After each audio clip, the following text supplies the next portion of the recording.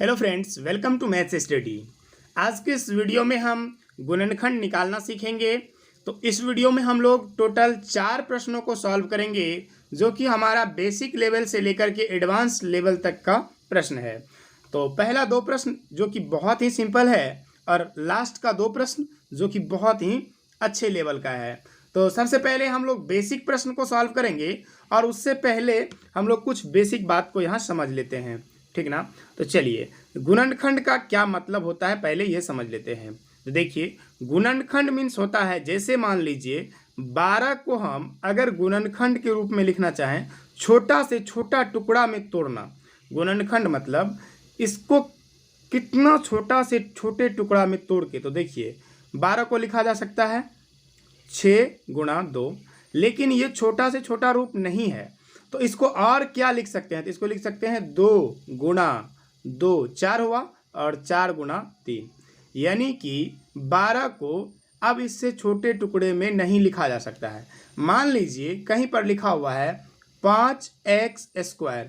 अब इसका गुणनखंड करना है तो इसको कैसे लिखेंगे, तो जैसे यहाँ पर 5 और x गुणा में है, x² गुणा में है, इसको और भी विस्तार रूप में लिखा जा सकता है। कैसे, देखिए इसको लिख सकते हैं हम 5 गुणा x गुणा x, यानी x पर 2 पावर है। इसका मतलब ये हुआ कि 5 को गुणा में 2 बार लिखना है, ठीक है।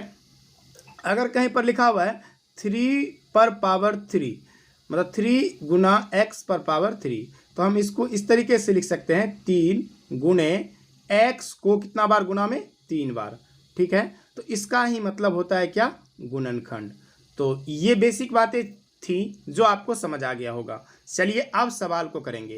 तो देखिए, सवाल को करने के लिए हमें इन बेसिक बात की जानकारी होना जरूरी है।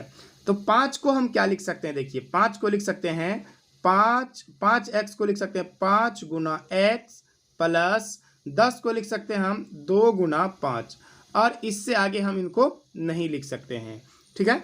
अब जब हमें इनका गुणनखंड कर दिए, मतलब इसको टुकड़ों में तोड़ दिए, तो अब हमें कॉमन लेना पड़ता है। कॉमन मीन्स जो प्लस के इस साइड और इस साइड, मतलब बायां पक्ष और दायां दोनों तरफ में होता है, उसे हम ऐसे ब्रैकेट लेते हैं और उसको बाहर कर देते हैं। जैसे यहाँ पर 5 यहाँ पर भी है और 5 यहाँ पर भी है, तो हम ब्रैकेट के बाहर में 5 को लिख देते हैं, ठीक है। तो ये 5 और ये 5 दोनों मिलके बाहर निकल गया। अब जो बच गया उसको इस ब्रैकेट के अंदर लिखते हैं, और फिर प्लस के बाद इस 5 के अलावे जो नंबर बच गया या जो चर संख्या बच गई उसको लिख देते हैं। तो ये हो गया 5 × x + 2। जब हम इसको फिर से गुना करेंगे तो फिर ये इतना ही हो जाएगा।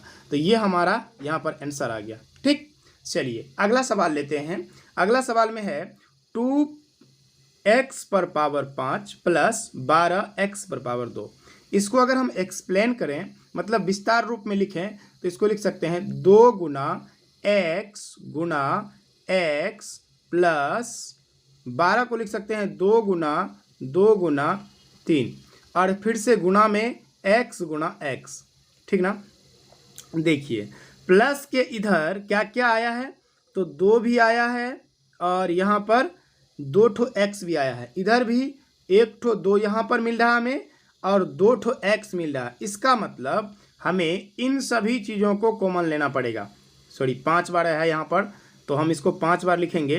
तो यहाँ पर हो जाएगा x गुणा x, यानी कि कितना बार आया है, 5 बार आया है, ठीक ना। तो 2 ठो x और 1 ठो 2 यहाँ बाहर निकल जाएगा, क्योंकि यहाँ पर 1 ठो 2 इधर भी है और 2 ठो x इधर भी है।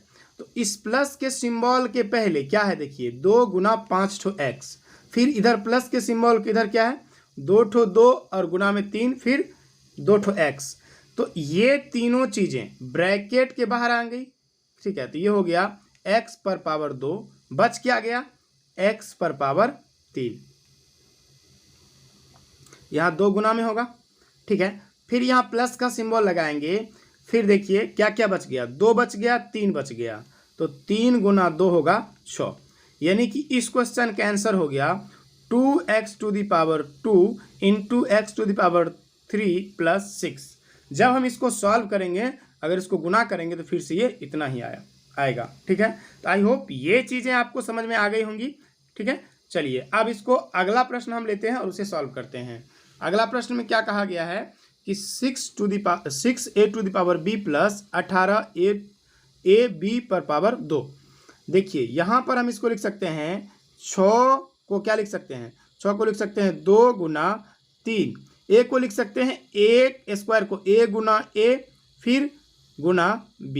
18 को क्या लिख सकते हैं, 18 को लिख सकते हैं 2 गुना 3 गुना 3, क्योंकि 2 तिया 6 तिया 18 फिर गुना a Guna b Guna b। ठीक ना। देखिए प्लस के सिंबल के इधर क्या क्या आया है जो इधर भी है, तो देखिए 1 ठो 2 और 3 तो आ गया कॉमन, ओके। 1 ठो a और 1 ठो a आ गया, ठीक है। इधर 1 ठो b और 1 ठो b आ जाएगा, तो क्या क्या है देखिए 1 ठो 2 और 3, यानी कि हो गया 6ab, ठीक है। अब इधर क्या बच गया a प्लस इधर क्या बचा 3b, तो ये हो गया हमारा आंसर, ठीक ना। तो ये इस तरह के सवाल को बहुत ही आसान तरीके से बनाया जा सकता है। अगर आप इस वीडियो को ध्यान से अभी तक समझ रहे हैं तो निश्चित रूप से आपका सवाल